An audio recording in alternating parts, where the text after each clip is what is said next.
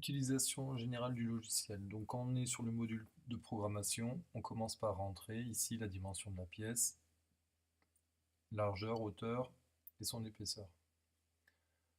Concernant le calibrage, c'est ici, c'est ce menu.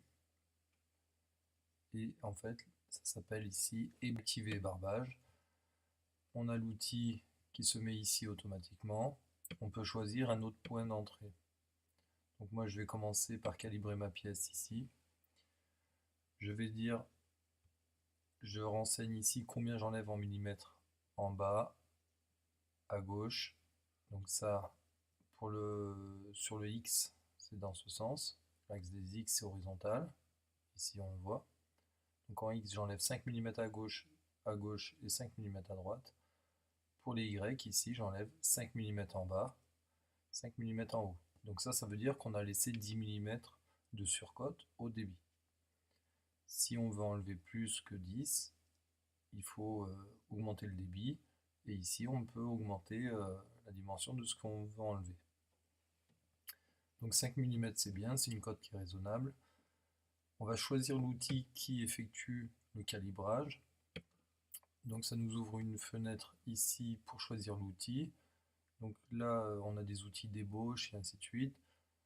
On prend une fraise diamant ou on peut aussi utiliser l'outil à calibrer à diamètre 50. Donc on utilise la fraise diamant parce qu'elle a une meilleure finition. Donc fraise diamant. Ici, tout ça, ça va se remplir tout seul. C'est la vitesse d'avance en profondeur, la vitesse d'avance linéaire et la fréquence de rotation de l'outil, ça va se remplir tout seul.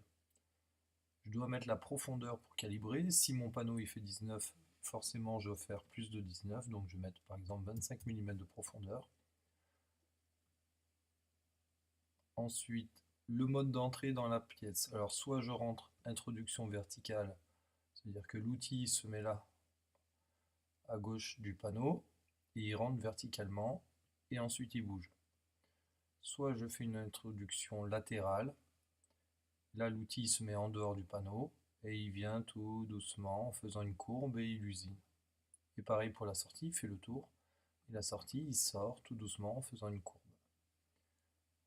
Ici, si mon panneau est très épais, ou si je veux y aller en plusieurs passes, si mon panneau il fait 19 par exemple, et moi que j'ai mis une profondeur de 25, je peux faire des passes de 9,5. 9,5, ça veut dire que l'outil va faire le tour une fois à 9,5 de profondeur, deux fois, et une troisième pour faire ce qui reste.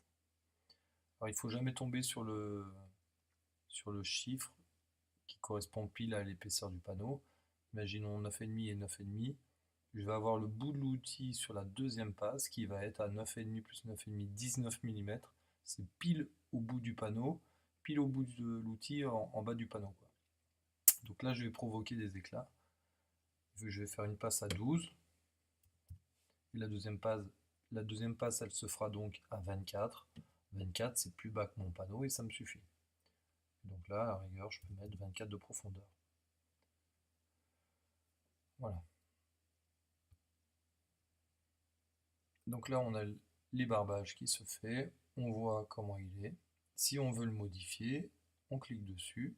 Je peux changer l'outil, la profondeur et ainsi de suite. Ici, je peux fixer le point initial, ça veut dire modifier le point où je vais commencer. D'accord. Et puis voilà. OK.